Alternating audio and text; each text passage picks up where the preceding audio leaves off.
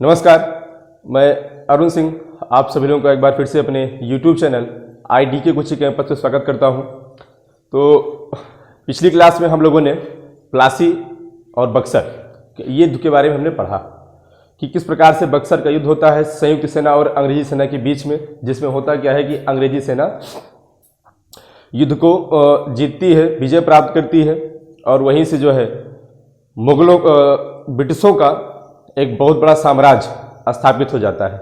आप देखेंगे कि जो पूर्वोत्तर भारत के जो तीन बड़े राज्य थे, कौन कौन से, बंगाल, उड़ीसा और बिहार, इन तीनों राज्यों की दीवानी प्राप्त कर ली जाती है किसके द्वारा? ब्रिटिश कंपनी के द्वारा।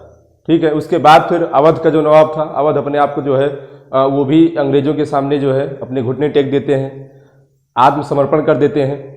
तो जब यहाँ पर एक बात और आप देखेंगे कि जैसे ही अंग्रेजों ने, क्योंकि अवध जो था, अवध पर जैसे ही कब्जा किया लिए, तो अवध पर कब्जा करने का एक उद्देश्य क्या था कि अवध सेंटर में था। उसी समय देखेंगे कि भारत में विदेशी आक्रमण हो रहे थे, जैसे अफगानी का आक्रमण था, इधर से अहमद शाह अब्दाली इसका आक्रमण था, मराठों का आक्रमण हो रहा था। तो ये अगर इनको बिहार या उड़ीसा पहुंचना है तो ये अवध के रास्ते ही आते, अवध रास्ते में पड़ता था। इसलिए ये कहीं न कहीं से एक प्रकार से कूटनीति का विषय था कि इनका जो है अवध पर भी अपना अधिकार जमाना। फिर हमने आपको बताया कि किस प्रकार से इलाहाबाद की संधि होती है। इलाहाबाद की संधि के बारे में हम लोगों ने पढ़ा। आज की क्लास में जो हम लोग पढ़ेंगे, चर्चा करेंगे, तो पढ़ेंगे बंगाल में द्वैध शासन के बारे में। ठीक है, बंगाल में द्वैध शासन स्थापित होता है बक्सर के युद्ध के बाद। तो द्वैध शासन को पढ़ने से पहले हम ये जानेंगे कि आखिर द्वैध शासन जो है क्या है, डुअल शासन क्या है।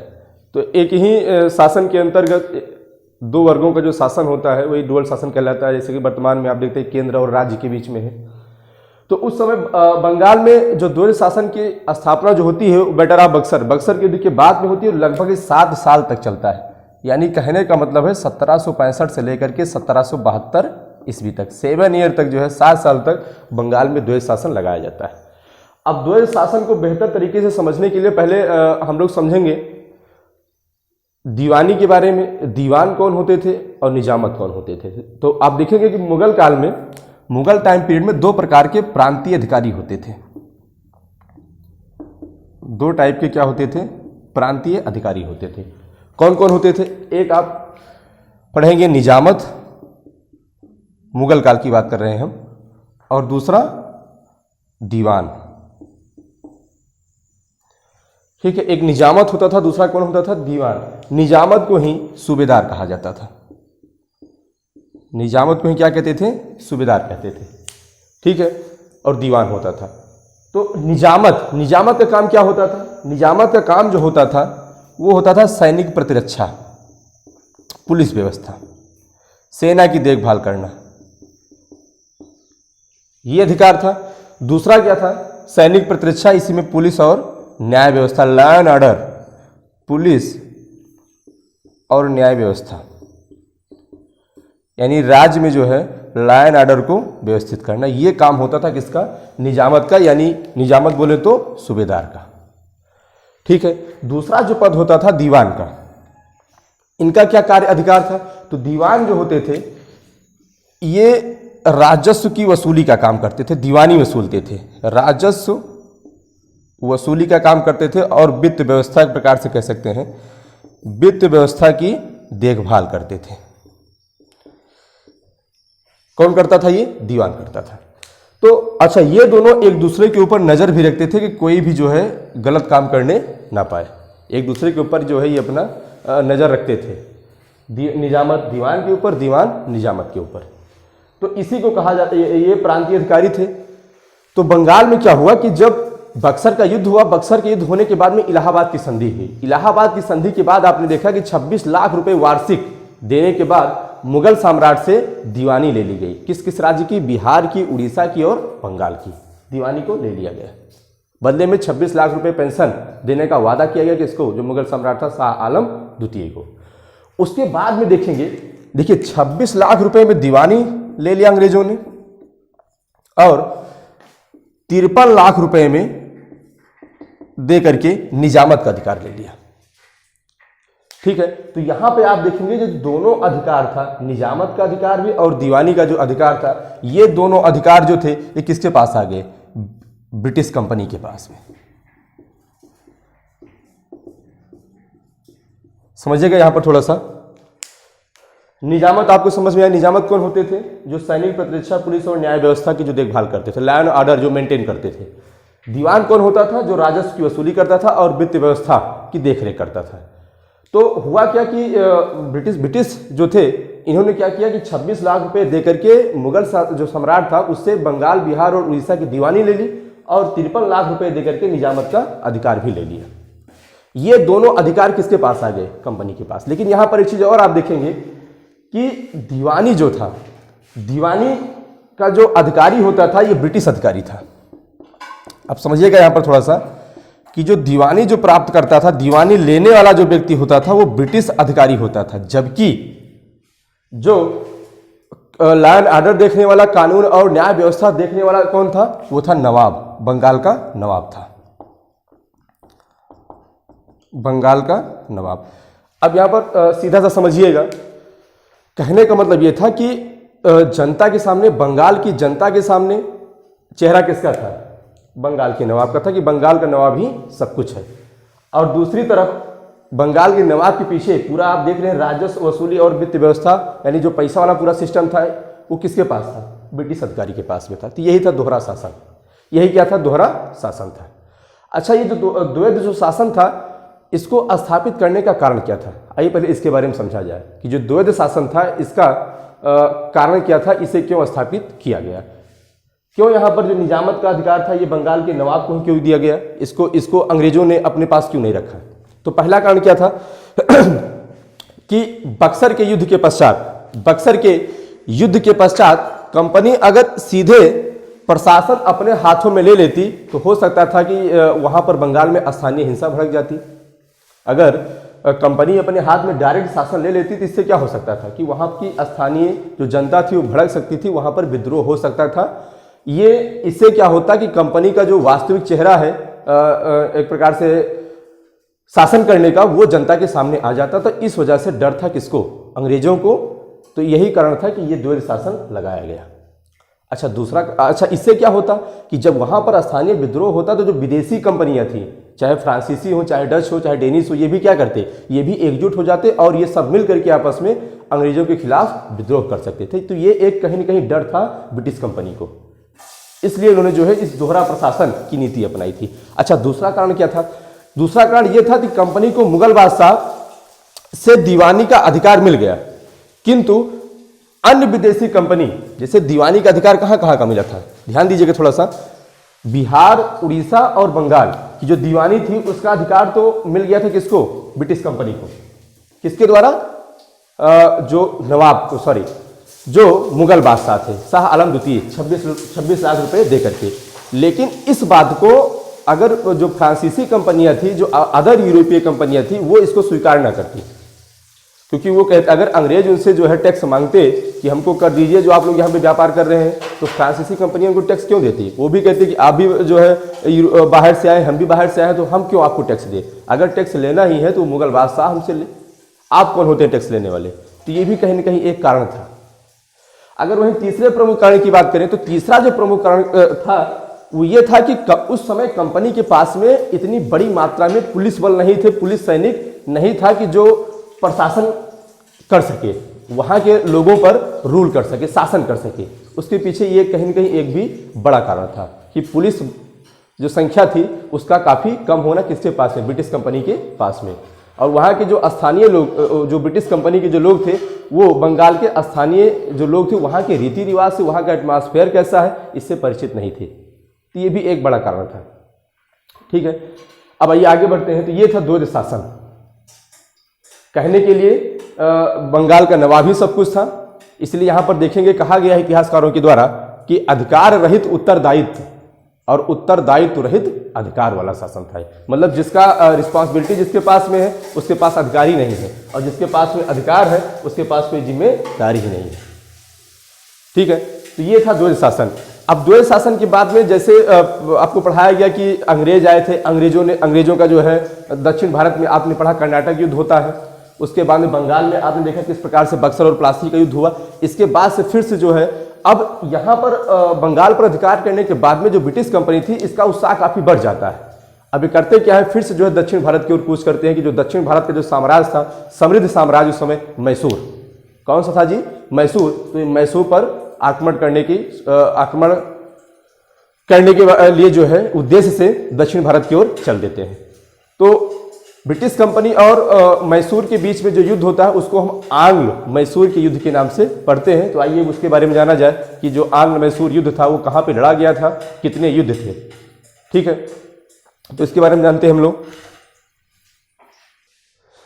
तो आइए हम लोग अब बात करते हैं आगे आंग्ल मैसूर युद्ध की। तो यहां पर एक चीज और देखिएगा आप कि जैसे ही द्वैध शासन की शुरुआत होती है, द्वैध शासन की शुरुआत होने के बाद में आपने देखा कि राजस्व वसूली का जो अधिकार था, जो वित्त व्यवस्था थी, किसके पास में थी, ब्रिटिश अधिकारी के पास में थी। तो यहां से क्या हुआ कि इसका जो प्रभाव पड़ा था आर्थिक व्यवस्था पर, भारत के बंगाल की जो आर्थिक स्थिति थी उस पर क्या प्रभाव पड़ा। तो यहां पर होता क्या था कि जो ब्रिटिश अधिकारी होते थे, ये राजस्व वसूली का जो काम, एक प्रकार से जो टेंडर जो दिया जाता था, ठेका जिसे कहते हैं, वो जो दिया जाता था वो बोली के आधार पर दिया जाता था। किसके आधार पर, बोली आप लोग समझते होंगे है ना, कैसे लगाई जाती है। कोई जैसे कहा गया चलिए ठीक, एक प्रांत का जो है हम आपको ठेका वो दे रहे हैं, है ना। अगर आपसे कहा जाए कि एक प्रांत दिया गया है, उसका वसूली आपको करना है, तो आप एक साल में कितना वसूली जो है आप करके जो ब्रिटिश अधिकारी थे उनको आप दे सकते हैं। तो आपको पता ही है भारत में बोली लगाने वाली कमी नहीं है, पैसा दे चाहे ना दे, लेकिन बोली जो है हाँ बहुत ज़्यादा लगाएंगे। तो ये कहीं ना कहीं एक प्रकार से इससे क्या हुआ कि जो बंगाल की जो आर्थिक स्थिति थी उस पर बहुत बड़ा प्रभाव पड़ा। उसके बाद आप देखेंगे 1770 ईस्वी में बंगाल में एक अकाल पड़ता है जिसमें लाखों किसान मारे जाते हैं, लाखों लोगों की मृत्यु हो जाती है। खैर अब इस पर ज़्यादा हम चर्चा नहीं करेंगे, है ना। एग्जाम की दृष्टि से, परीक्षा की दृष्टि से जो क्वेश्चन बनता है ये उस पर चर्चा करते हैं। तो अब हम बात करेंगे कि आंग्ल मैसूर युद्ध की। आंग्ल मैसूर युद्ध, ठीक है। तो सबसे पहले हम आंग्ल मैसूर युद्ध को पढ़ने से पहले हम ये जानेंगे कि अंग्रेजों ने मैसूर पर आक्रमण करने का उनका क्या कारण था, उन्होंने मैसूर के मामले में हस्तक्षेप क्यों किया। तो पहले इसके बारे में समझा जाए। तो सबसे बड़ा जो कारण था अंग्रेजों का मैसूर पर आक्रमण करने का, वो ये था वाणिज्यिक, कमर्शियल। सबसे बड़ा जो कारण था वो कौन सा था, वाणिज्यिक कारण था। अच्छा, वाणिज्यिक कारण क्या था, आप देखेंगे कि मैसूर की जो स्थिति है, मैसूर आपका कर्नाटक, हालांकि केरला से सटा हुआ आपका है ना, कर्नाटक में ही है, लेकिन केरल की सीमा पर आपको मिलेगा मैसूर, ठीक है। तो ये पूर्व में आपका बिया बंगाल है, बंगाल की खाड़ी है, पश्चिम में आपका क्या है, अरब सागर है। तो ये जो तट है इसको मालाबार तट के नाम से जाना जाता है। किसके नाम से, मालाबार का तट। तो यहां से जो अंग्रेज होते थे, वो जो ट्रेड होता था वो काली मिर्च और इलायची का होता था। मालाबार के तट से जो ट्रेड होता था, किसका होता था व्यापार, काली मिर्च और इलायची का व्यापार होता था। तो जो अंग्रेज थे वो इस काली मिर्च और इलायची के व्यापार पर अपना एकाधिकार, एक तरफा कि हमारा ही राज्य हो, यहां से कोई और व्यापार ना करे, ठीक है। इस वजह से उन्होंने क्या किया कि मैसूर पर आक्रमण करने के लिए, ये इनका कमर्शियल रीजन था, वाणिज्यिक कारण था।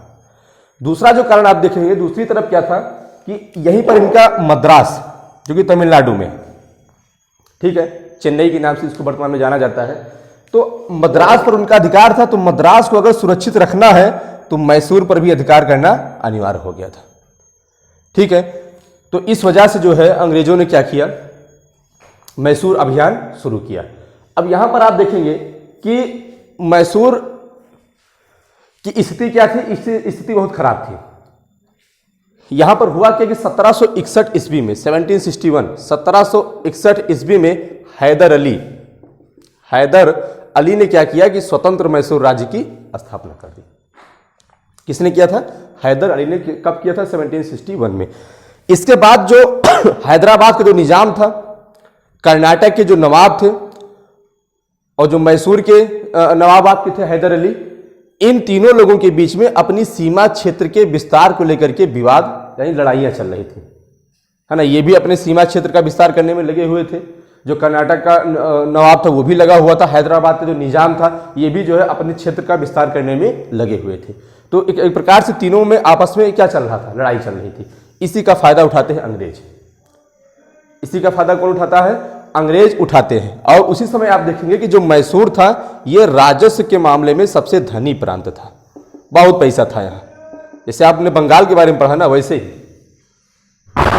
तो राजस्व के मामले में सबसे धनी प्रांत था। और दूसरा जो कारण, सबसे बड़ा कारण था, वो ये था कि जो मैसूर प्रांत था, मैसूर प्रांत की जो स्थापना की थी हैदर अली ने की थी।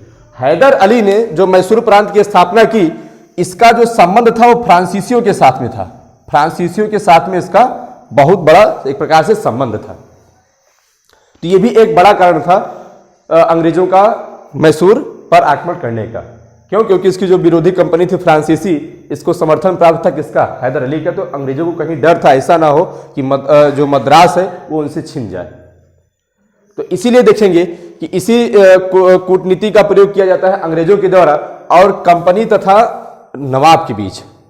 कंपनी और नवाब के, यानी नवाब मैसूर बोलते हैं, मैसूर राज्य के बीच में 4 युद्ध लड़े जाते हैं। कितने युद्ध जी? 4 युद्ध लड़े जाते हैं, जिसको हम जानते हैं आंग्ल मैसूर युद्ध के नाम से। यह युद्ध आपका स्टार्ट होता है 1767 से लेकर के ये चलता है 1799 ईस्वी तक। लगभग आप देखेंगे 37 ईयर, 37 वर्ष तक ये संघर्ष जारी रहता है। किसके बीच में? अंग्रेजों के बीच में और मैसूर राज्य के बीच में। मैसूर राज्य के अंतर्गत हैदर अली आएंगे, उसके बाद इसका बेटा टीपू सुल्तान आएगा। ठीक है, संघर्ष चलता रहता है। परिणाम स्वरूप आप देखेंगे अंग्रेज इसमें विजय प्राप्त करते हैं। तो आइए इसी के बारे में पढ़ा जाए आगे कि जो युद्ध हुआ था, पहला युद्ध, तो हम लोग चर्चा करेंगे प्रथम आंग्ल मैसूर युद्ध की। ठीक है, पहला आंग्ल मैसूर युद्ध कहां हुआ था और कब हुआ था, इसके बारे में जाना जाए। तो जो पहला आंग्ल मैसूर युद्ध लड़ा गया था, कर रहे हैं किसकी? प्रथम आंग्ल यानी कि ब्रिटिश, अंग्रेज मैसूर युद्ध।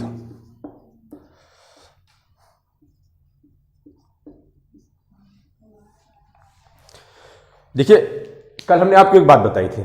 जैसे हमने आपको बक्सर का युद्ध पढ़ाया था, तो युद्ध के अंतर्गत हमने आपको 3 चीजें बताई थी कि सबसे पहले आप ये जानो कि युद्ध का कारण क्या था, वो युद्ध क्यों लड़ा गया।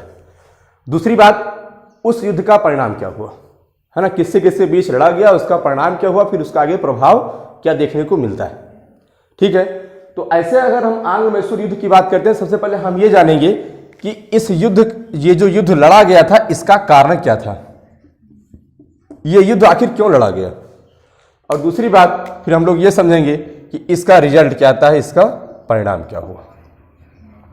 ठीक है, तो आइए सबसे पहले हम जानते हैं इस युद्ध को लड़े जाने के पीछे इसका कारण क्या था। ये जो युद्ध लड़ा गया था, ये 1767 से 1769 ईस्वी के बीच लड़ा गया था। ठीक है, जिसको हम पढ़ते हैं प्रथम आंग्ल मैसूर युद्ध के नाम से। दूसरी बात यहां पर ध्यान दीजिएगा कि उस समय का जो गवर्नर जनरल था, अब यहां से परीक्षा में क्वेश्चन पूछा गया है, गवर्नर जनरल कौन था। जैसे पूछ सकता है आपसे कि प्रथम आंग्ल मैसूर युद्ध के समय जो ब्रिटिश था उसका जो है गवर्नर जनरल कौन था, तो लॉर्ड वेरेलेस्ट। कौन था जी? लॉर्ड वेरेलेस्ट। ये अंग्रेजी गवर्नर जनरल था उस समय का। ठीक है, तो कारण की हम लोग बात करते हैं कि सबसे पहला कारण क्या था इस युद्ध के होने का, लड़े जाने का। तो पहला जो कारण था वो था अंग्रेजों की महत्वाकांक्षाएं। जो अंग्रेज थे इनकी महत्वाकांक्षा। ठीक, महत्वाकांक्षा का मतलब वही था कि जो है इनका क्या मतलब था कि जो मालाबार के तट से जो व्यापार होता है इलायची और काली मिर्च का, उस पर इनका एक अधिकार स्थापित हो जाए। ठीक है, उसके बाद फिर मद्रास पर, मैसूर पर भी अधिकार कर ले, जिससे इनका जो मद्रास से पूरी तरीके से सुरक्षित रह सके। दूसरा जो कारण था इस युद्ध को लड़े जाने का, वो ये था कि जो कर्नाटक के नवाब थे मोहम्मद अली, आप देखेंगे कि कर्नाटक के नवाब मोहम्मद अली कर्नाटक के नवाब मोहम्मद अली और हैदराबाद जो था, सॉरी मैसूर के जो नवाब थे कौन, हैदर अली, इनके बीच में संघर्ष चल रहा था। हमने आपको बताया था पहले ही कि कर्नाटक के नवाब के बीच में, मैसूर के नवाब के बीच में और हैदराबाद का जो निजाम था उनके बीच में अपने साम्राज्य के विस्तार को लेकर के आपस में लड़ाइयाँ चल रही थी, जारी थी। तो दूसरा कारण क्या था, कर्नाटक के नवाब मोहम्मद अली और मैसूर के जो हैदर अली थे इनके बीच में क्या थी, शत्रुता थी, यानी कि लड़ाइयाँ चल रही थी। ठीक, इसी का फायदा कौन उठाते हैं, अंग्रेज उठाते हैं। तीसरा जो कारण था वो ये था कि मालाबार का जो सामंत था, नायक सामंत, उन पर हैदर अली ने क्या किया था, अधिकार कर लिया था। तीसरा जो पॉइंट था उसको भी जानिएगा कि जो मालाबार तट था, मालाबार तट का जो सामंत जो होते, सामंत नायक जो था, इन पर भी क्या कर लिया, अधिकार। किसने कर लिया, हैदर अली ने। तो यही सब जो है चल करके एक आप देखेंगे कि एक जो है बड़ा कारण बनता है इस युद्ध का। ठीक है, और तीसरा जो प्रमुख कारण था वो चौथा जो सबसे प्रमुख कारण था वो ये था कि हैदर अली ने अंग्रेजों ने जब मित्रता करने का प्रस्ताव दिया हैदर अली ने, तो उस प्रस्ताव को स्वीकार नहीं किया गया। ठीक है, तो ये भी एक कारण बना किसका, आंग्ल मैसूर युद्ध का।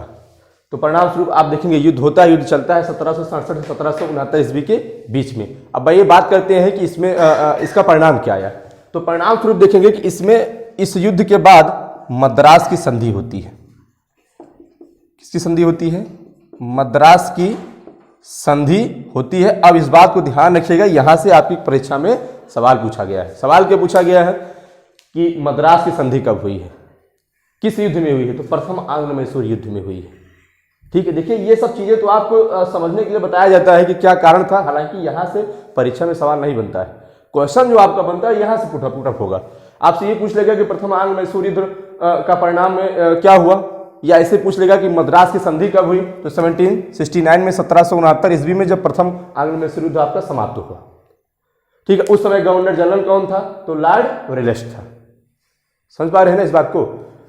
दूसरी बात, ये जो मद्रास की जो संधि थी ये किसके बीच हुई थी, तो हैदर अली, क्योंकि मैसूर का नवाब था हैदर अली, और ईस्ट इंडिया कंपनी, वही जो ब्रिटिश कंपनी आपकी थी,